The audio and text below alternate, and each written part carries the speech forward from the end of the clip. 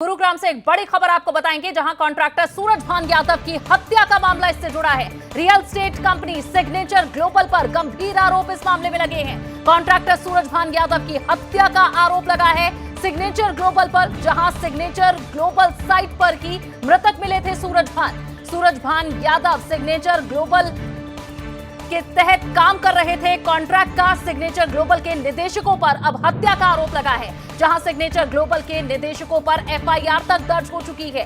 पीड़ितों ने signature global और पुलिस पर कई गंभीर सवाल उठाए हैं। पुलिस पर ढिलाई बरतने और कार्रवाई न करने के आरोप परिवार के लोगों के द्वारा लगाए गए हैं। जहां कॉन्ट्रैक्टर सूरज भान यादव अफोर्डेबल हाउसिंग बनाने वाली सिग्नेचर ग्लोबल कंपनी के लिए काम किया करते थे। कंपनी की गुरुग्राम साइट पर सूरज भान का कॉन्ट्रैक्ट था और वहीं पर काम को लेकर विवाद चल रहा था, लेकिन काम के एवज में ये बताया गया कि जब सिग्नेचर ग्लोबल की तरफ से पूरी पेमेंट नहीं की गई, उसके बाद विवाद शुरू हुआ। इस बाबत कई बार सूरज भान यादव ने कंपनी को शिकायत की, नोटिस भेजे और बाद में जनवरी 2021 में उसी कंपनी की साइट पर जहां वे काम कर रहे थे वहां मृत पाए गए। इस मामले में जहां अब परिवार के लोग आरोप लगा रहे हैं कि सिग्नेचर ग्लोबल के जो निदेशक हैं, कंपनी के लोग हैं, उनकी तरफ से कोई संज्ञान इस मामले में परिवार की स्थिति का भी नहीं लिया गया और ऐसे में गंभीर आरोप वे इस कंपनी के मालिकों पर लगा रहे हैं और साथ ही पुलिस पर भी परिवार के लोगों के द्वारा सवाल उठाए जा रहे हैं। जहां पुलिस पर आरोप लगा रहे हैं परिवार के लोग कि कार्रवाई करने में हीलाहवाली की जा रही है, पूरे ढीले रवैये के साथ ही ये कार्रवाई की जा रही है। और मृतक के भाई मुकेश यादव इस वक्त हमारे साथ जुड़ चुके हैं। मुकेश जी, क्या आरोप आपके कंपनी और पुलिस पर है, क्या शिकायत है आपको इनसे? देखिए, मेरा भाई यहाँ पे एक भारत माता कंस्ट्रक्शन कंपनी के नाम से कॉन्ट्रैक्टर था जी। हेलो। तो उसका यहाँ पैसे का लेन देन था और बहुत सारा पैसा रुका हुआ था। बार बार पैसा मांगने के बाद भी ये लोग उसका पैसा नहीं दे रहे थे, देनदारी थी। और 4 तारीख को इन्होंने फोन करके उसको बुलाया और 1:30 बजे उसकी हत्या कर दी जी।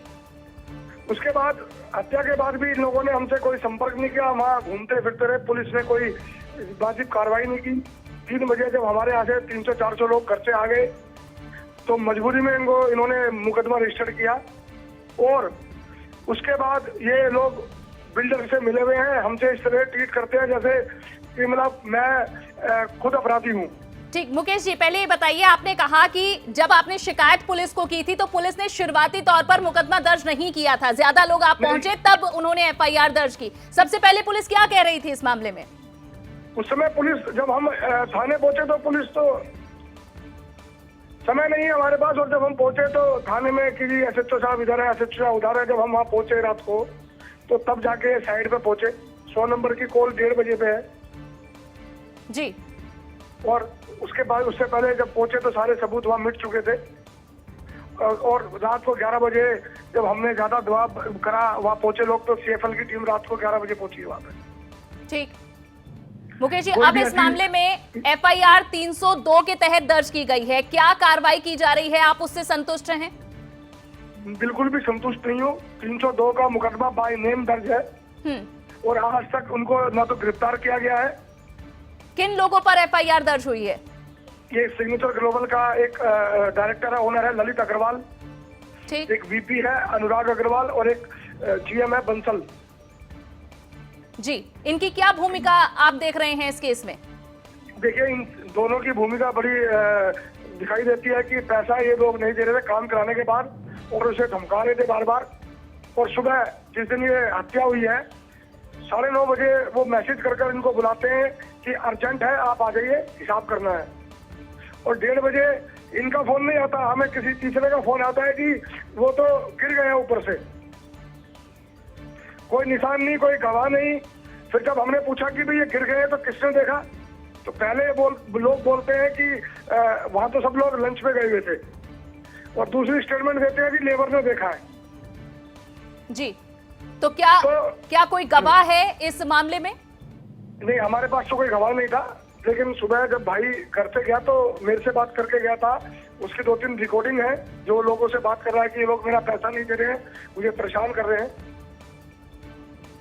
और इन लोगों ने बुलाने के बावजूद भी ना तो पुलिस में ये लोग गए, ना अस्पताल ये लोग लेके गए उसको, और ना ही लोगों ने हमसे संपर्क किया 2 दिन तक। कोई ठीक, तो आप ये कह रहे हैं कि सिग्नेचर ग्लोबल की साइट पर जहां आपके भाई काम कर रहे थे वहां वे मृत पाए गए, लेकिन कंपनी की तरफ से कोई भी इसमें सजगता नहीं दिखाई गई, ना पुलिस को इन्फॉर्म किया गया, ना उन्हें अस्पताल ले जाया गया, इस वजह से संदेह है आपको। लेकिन मुकेश जी, आप ये भी कह रहे हैं कि हत्या का मामला दर्ज हुआ है और ये जनवरी शुरुआत में मामला दर्ज हुआ था, फरवरी 22 चल रहा है, लेकिन अभी तक कार्रवाई नहीं की गई। क्या कर रही है पुलिस अभी तक, जब आप पूछते हैं उनसे? तो मैं जाता हूँ तो वो कहते हैं कि हम इन्वेस्टिगेशन कर रहे हैं।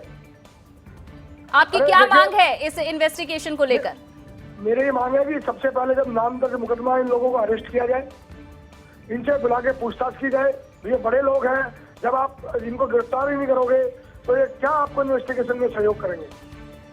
जी, तो आप कह रहे हैं कि वे जिन लोगों पर आरोप है, जिन पर एफआईआर है, वो खुले घूम रहे हैं, ये आपका कहना है, लेकिन पुलिस उन्हें पकड़ नहीं रही, उन पर कार्रवाई नहीं कर रही, ऐसा क्यों?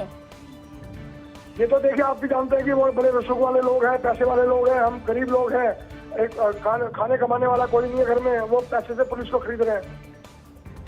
और पुलिस हमें कोई कोऑपरेट नहीं कर रही है। अब तक मेरे भाभी जो उनकी मिसेज है उसके बयान दर्ज नहीं है अब तक थाने में। जब भी मैं बोलता हूँ जी आइए, छुट्टी पे चला गया, इन्वेस्टिगेशन ऑफिसर छुट्टी पे 1-1 महीने की वो छुट्टी पे है, एसएचओ साहब सही से मुझे जवाब देते नहीं है। ठीक, और मुकेश जी, जो आप कह रहे हैं कि मैसेज आपके फोन पर आया था, मीटिंग के लिए बुलाया गया था आपके भाई को, तो क्या ये तमाम सबूत आपने पुलिस को दिए हैं? पुलिस ने आप लोगों के स्टेटमेंट रिकॉर्ड किए हैं? देखिए, ये जो मैसेज आया था मेरी भाभी के फोन पे आया था, जो उनकी पत्नी है। मैं 4 बार एसएचओ साहब से रिक्वेस्ट कर चुका हूँ कि उनके बयान लेने हैं। वो कहते हैं कि हम आपको फोन करके बुलाएंगे, कभी कहते हैं आइए छुट्टी पर है, कभी कुछ कहते हैं, कभी कुछ कहते हैं। तो बताइए, मतलब उल्टा मैं थाने जाता हूँ तो मेरे साथ ऐसे व्यवहार होता है जैसे मैं, मतलब मुझे डराया धमकाया जाता थाने में। ठीक, मुकेश जी, शुक्रिया हमारे साथ जुड़ने के लिए, अपनी बात यहाँ रखने के लिए।